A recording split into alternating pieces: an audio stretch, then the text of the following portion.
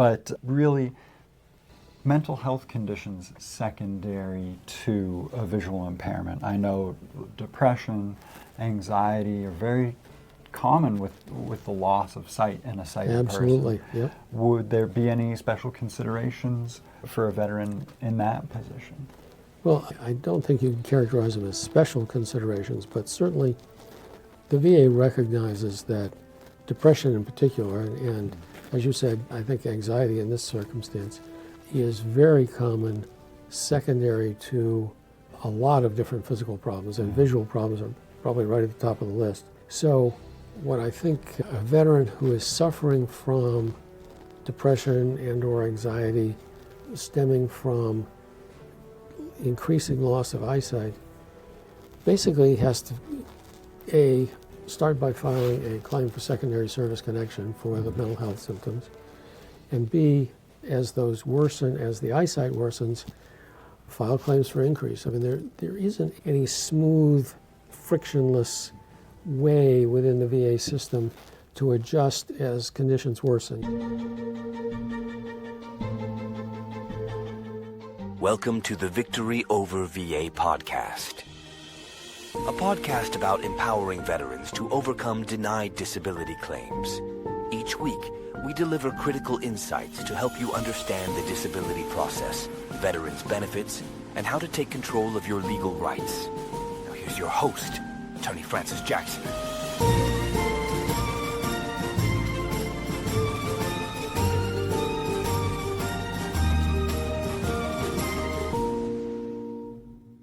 Welcome to Victory Over VA, your guide to unlocking your veterans' disability benefits. If you're a veteran applying for benefits, be sure to subscribe for the latest developments in VA disability. I'm Francis Jackson, this is Kristian Terison, and we're from the law firm of Jackson and MacNichol, where we focus on helping veterans get their disability benefits. So, who is this podcast for? Well, obviously it's for veterans, but it's broader than that. It's for those who are relatives of veterans, friends of veterans, and folks who just want to support our veterans in making sure that they get the disability benefits that they deserve. So, what's this about? Well, today we're going to talk about visual impairments and how the VA rates those impairments. So, without further ado, we'll get started. Okay. So, I've worked on these visual impairment cases before, and it gets very complicated very quickly. To start with, how does the VA define a visual impairment, and what conditions are typically covered under that heading? Sure. Well, the VA subdivides visual impairments into lots of categories, but generally speaking, it's total loss of sight, meaning there's no even sensation of light, and there is near total, what other people might refer to as legal blindness, and then there's less severe and moderate. But the VA has a strange approach to rating these cases, in my opinion. There are at least 100 different ratings for visual impairments within the VA system, but there are kind of two overarching ones, if you will. In sort of the generic approach to all visual impairments, the VA has a rating system where they look at, number one, have you had disabling or incapacitating episodes with your eyesight requiring treatment? And if that's the case and you've had 7 of those in 1 year, they give you a 60% rating. If you've had 5 but less than 7, then it's a 40% rating. If you've had 3 but less than 5, it's a 20% rating. And if you've had at least 1 but only 3 but less than 3, then it's a 10% rating, which seems to me a very unusual way of approaching rating conditions. I was going to say, what would constitute such an episode? Is it like, under some diabetic conditions, blood sugar will fluctuate and... Or, you may develop floaters and can't see. There there are a myriad of possible issues, and so this is kind of a generic, we look at all the conditions in this lens. Okay. The Episodic loss of any vision? episodic loss of vision Okay. requiring treatment. The other most common one is where you have serious visual damage to one eye, and then the VA looks at, okay, how is the other eye doing? So if you have essentially legal blindness in one eye and you're down to 10, 200 in the other, then it's 90%. 15, 200 in the other is 80%. 2200, which just means that you can see at 20 feet what other people see at 200 feet. That's a 70% rating for the VA. 2100 is a 60%, as is 2070. Then it drops at 2050 to 50%, and 2040 is a 40% rating. So the visual ratings also consider lots of other possibilities, cancer in one eye, tuberculosis, active tuberculosis in one eye, various, pretty much any eye condition that you can think of has some entry in the rating chart, but they are so individual and specific, it's not practical to describe them all. Gotcha. Yes, because I remember, in working up these cases, I always ended up going right back to the rating schedule and using that as the starting point, because it was so, it felt like they just came up with something for every condition in the list. Whereas, with some other body systems, they try and come up with the more like the differential ratings you were talking about, but they'll cover, a whole musculoskeletal group or something with one system. This was right. And that's why I started with the sort of generic rating system, because it's the only one that really goes across the spectrum of visual impairments. But it's the way they do visual impairments is very, very specific, as you said. It's really, you have to look at the exact condition, and within that there may be a spread of ratings depending on severity, but these are mostly very, very specific ratings, and there's not a lot of useful generalization to be done. So in your experience, what are some of the most common causes of visual impairments in veterans? And then also, how does that follow through to service connection? Well, glaucoma and retinitis pigmentosa are the two that seem to show up a lot. But none of these are very common, frankly. But we had what I think is a kind of a classic case a few years ago where a gentleman had a serious mental health condition, schizophrenia, and had medication for that. He also had glaucoma and had medication for that. The problem was that the medications were not compatible, and ultimately had to choose between taking the medication for schizophrenia or taking the medication for glaucoma. You can function more with limited vision than you can with being out of contact with reality, so he ended up taking the medications for schizophrenia and eventually lost his eyesight. And the VA for many years refused to grant him benefits, saying that that was not a result of his service-connected schizophrenia. And we argued that it was, because the treatment for the schizophrenia precluded the normal treatment for the glaucoma.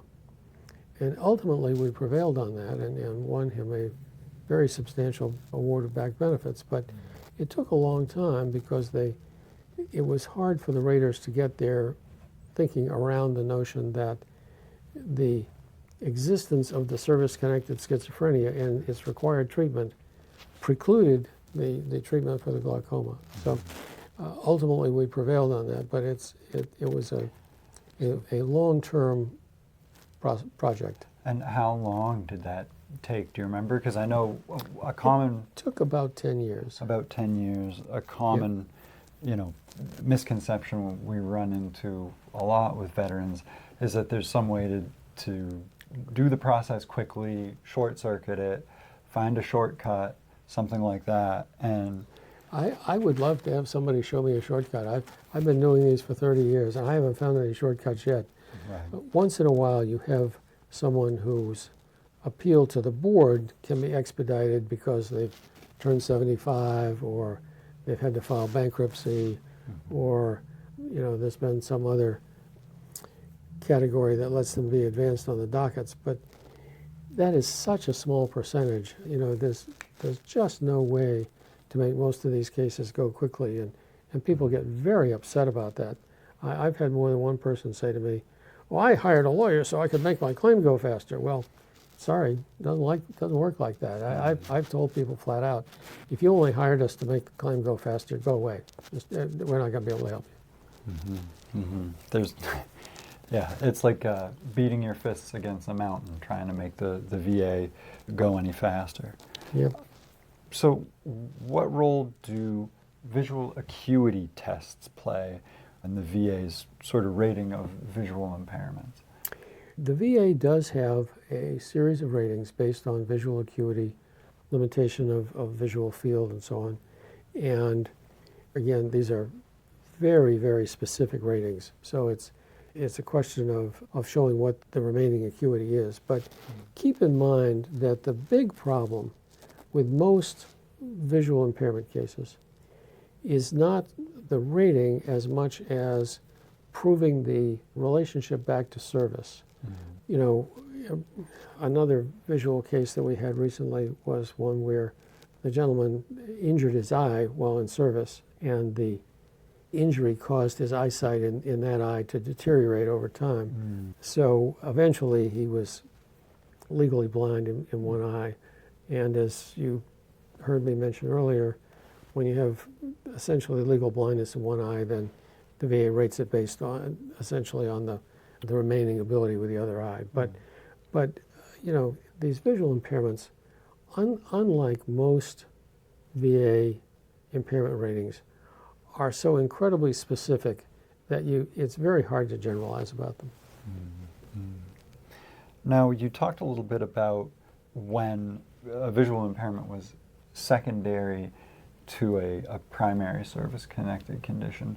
Right. How about cases where it's the visual impairment that's the secondary, or I guess, sorry, that was...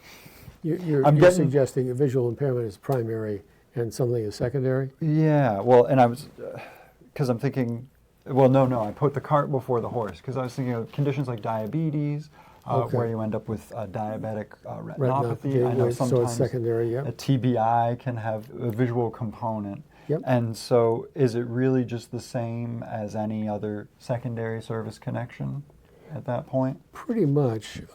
The same kind of generic rules apply. You have to prove the primary service connection, in your example, diabetes, and then you would apply for secondary service connection based on the retinopathy, and that would be rated based on the visual field or the reduction in one eye if one eye was already substantially degraded.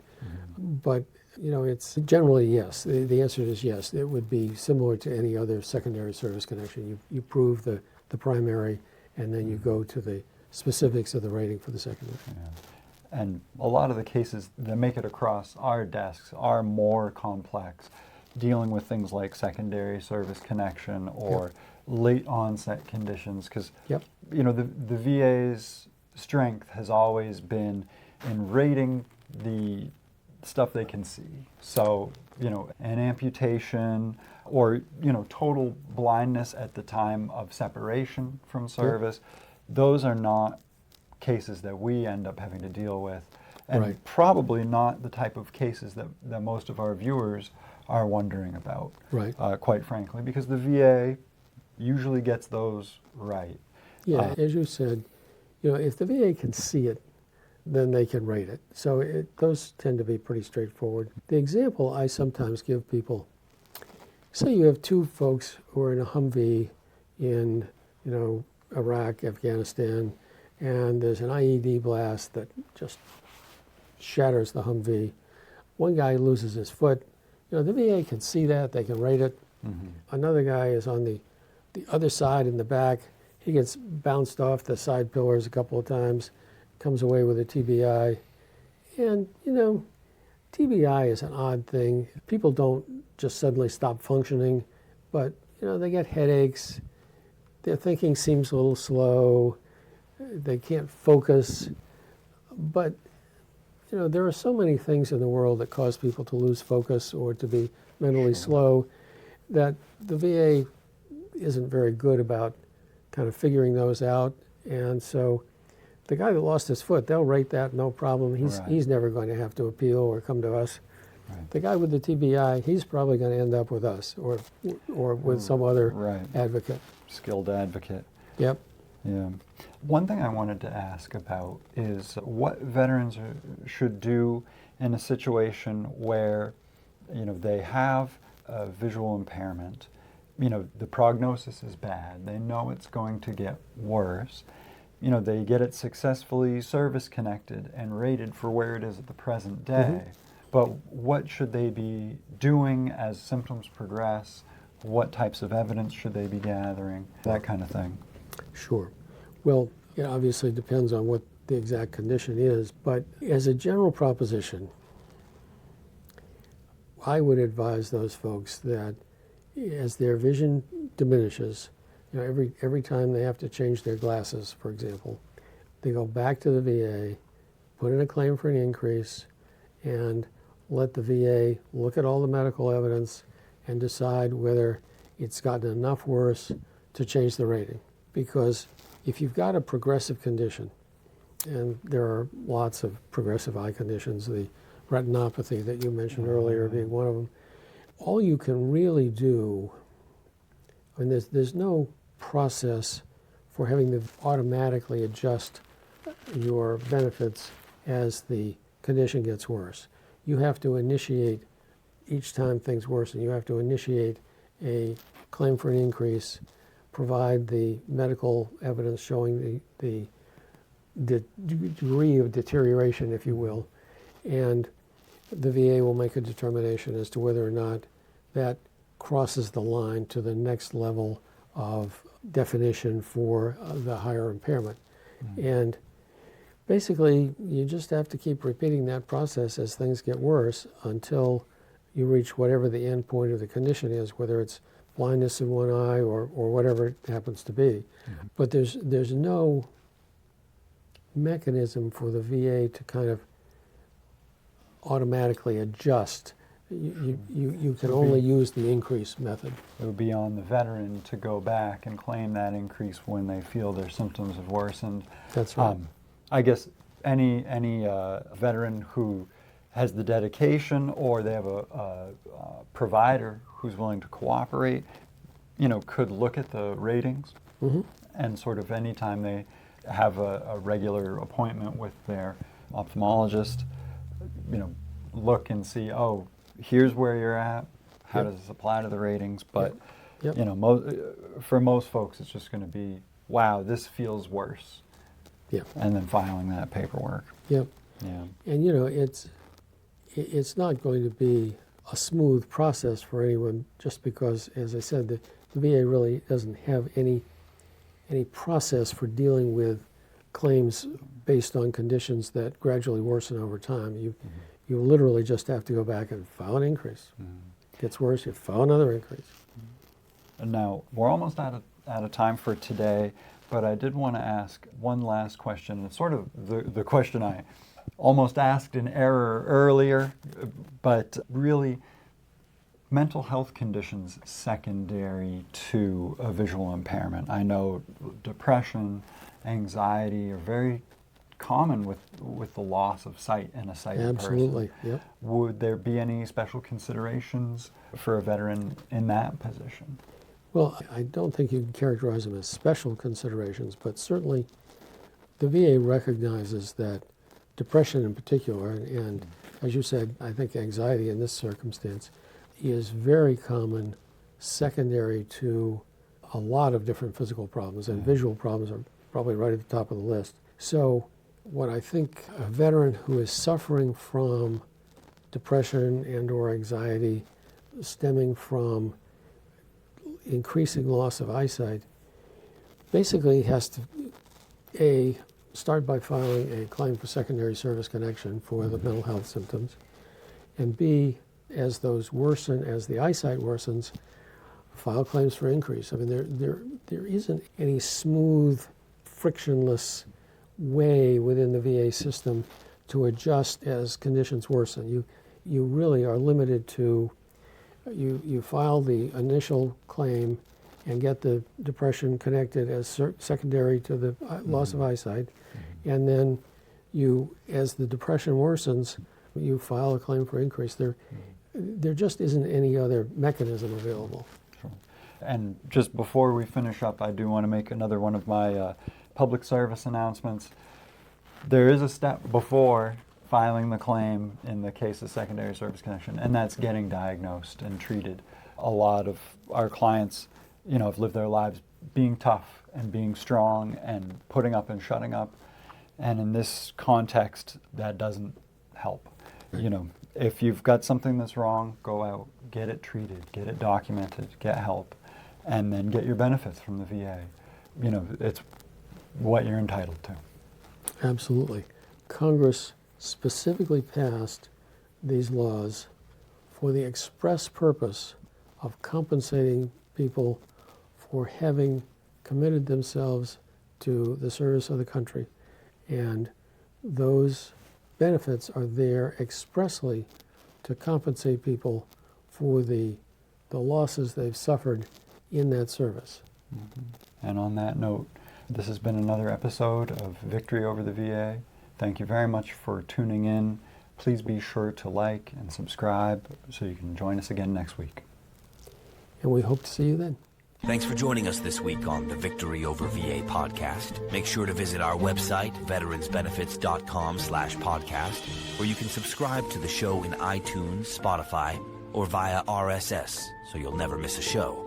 While you're at it, if you found value in this show, we'd appreciate a rating on iTunes, or if you'd simply tell a friend about the show, that would help us out too. If you like this show, you might want to check out our free consultation to see how we can help you with your denied claim. Simply go to veteransbenefits.com and fill out the form. You fought for us. Now let us fight for you. And be sure to tune in next week for our next episode.